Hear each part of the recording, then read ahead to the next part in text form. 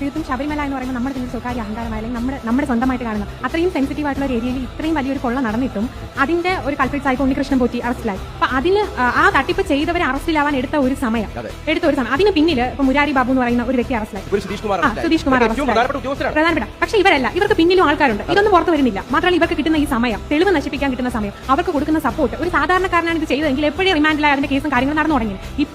ഇപ്പോൾ അറസ്റ്റിലായി എന്ന് പറയുമ്പോൾ ഇതിന് പിന്നിലും ആൾക്കാരുണ്ട്. ഇവരെ പ്രൊട്ടക്ട് ഒരിക്കലും ഇത്രയും സെൻസിറ്റീവ് ആയിട്ടുള്ള ഏരിയയിൽ 4-5 പേര് ചേർന്ന് ഇത്രയും വലിയ കൊള്ള നടത്താൻ പറ്റും എന്നുള്ളൊരു പൊട്ട ചിന്ത തന്നെയാണ്. അതിന് പിന്നിൽ ഇനിയും ആൾക്കാരുണ്ട്. അവരെ സംരക്ഷിക്കുന്നവരുണ്ട്. ഈ പറയുന്ന ഭരണാധികാരികൾ പലരും അവരെ സംരക്ഷിക്കുന്നുണ്ട് എന്നത് അരിയാഹാരം കഴിക്കുന്ന ഇവർക്ക് മനസ്സിലാവാൻ പറ്റുന്ന ഒരു കാര്യമാണ്. ഇത് അറിയുന്നുണ്ട്. ഇത് നേരത്തെ അറിഞ്ഞിട്ടുണ്ട്. ഇങ്ങനെ എടുത്തതും വിൽക്കുന്നതും ഇതൊക്കെ അറിയുന്നുണ്ട്. ആൾക്കാർ ഇതിന്റെ ലാഭം പറ്റുന്നവർ ഒരിക്കലും അതിനുവേണ്ടി എതിർക്കില്ല. തനിക്കും കിട്ടുന്നുണ്ടല്ലോ ബെനിഫിറ്റ്. ഇങ്ങനെ ചെയ്യുന്നതിലൂടെ കൂടെയുള്ള ആൾക്കാർക്കും കിട്ടുന്നുണ്ട് ബെനിഫിറ്റ്. ഇത് ചെയ്തു പോട്ടേന്നേ ഉള്ളൂ. അവസാനം പിടിക്കപ്പെടുമ്പോൾ അതിൽ കുറച്ച് പേരെ സംരക്ഷിച്ച് നിർത്തേണ്ടത് ചിലരുടെ ഉത്തരവാദിത്തമാവുന്നു. കാരണം അവർ കാരണമാണ് നമ്മൾ രക്ഷപ്പെട്ട് ഇത്രയും കാലം പോകുന്നത്.